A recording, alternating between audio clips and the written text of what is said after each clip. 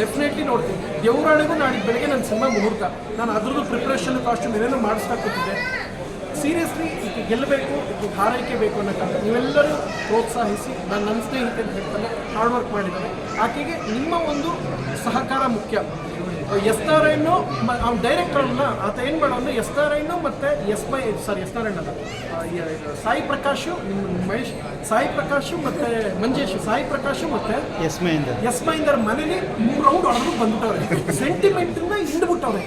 Finally ಸಹಾರ ಬಗ್ಗೆ ಒಂದು ವರ್ಡಲ್ಲಿ ಏನು ಹೇಳ್ತೀವಿ? Wonderful efforts, wonderful attempt. ಕನ್ನಡದಲ್ಲಿ ಇಂಥ ಪ್ರಯೋಗಗಳು ಮಾಡಬೇಕು.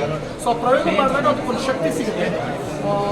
ಮೋಸ್ಟ್ ಇಂಪಾರ್ಟೆಂಟ್ ನನಗೆ ಖುಷಿಯಾಗಿದೆ ಅಂತ ಹೇಳಿದ್ರೆ ಸ್ಪೋರ್ಟ್ಸ್ ಬೇಸಸ್ ಸಿನಿಮಾ ಇಲ್ಲ, ಅದನ್ನು ಮಾಡಿದ್ದ ತಂಡಕ್ಕೆ ಅಭಿನಂದನೆಗಳು.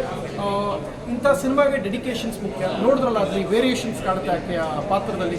ಸ್ಟಾರ್ಟಿಂಗ್ ಇದ್ದಂತಹ ಎಮೋಷನ್ಸ್, ಸೆಂಟಿಮೆಂಟಿಂದ ಒಬ್ಬ ಆಟಗಾರ್ತಿಯಾಗಿ ಬದಲಾದಾಗ ಆಗುವಂತಹ ಎಮೋಷನ್ಸ್ ಎಲ್ಲವೂ ಕಾಣುತ್ತೆ. ಹೇಳೋದಲ್ಲ, ಮೂರು ಜನ್ರೇಷನ್ ಅವ್ರು ಮಾಡ್ಬೋದು. ಶ್ರುತಿ, ರಾಧಿಕಾ ಬಿಟ್ರೆ ಸಾರಿಕಾ, ಬಿಟ್ರೆ ಅವ್ರ ಮಗಳು ಜ್ಯೋತಿಕಾ, ಭೂಮಿಕಾ, ಯಾವುದು ಥ್ಯಾಂಕ್ ಯು ಸರ್. ಓಕೆ, ಒಳ್ಳೆಯದಾಗಲಿ. Thank you.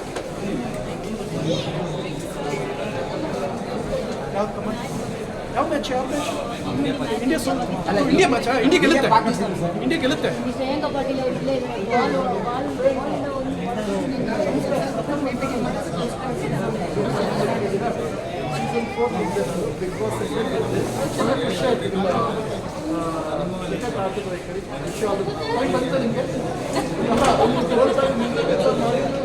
ಒಳ್ಳೆ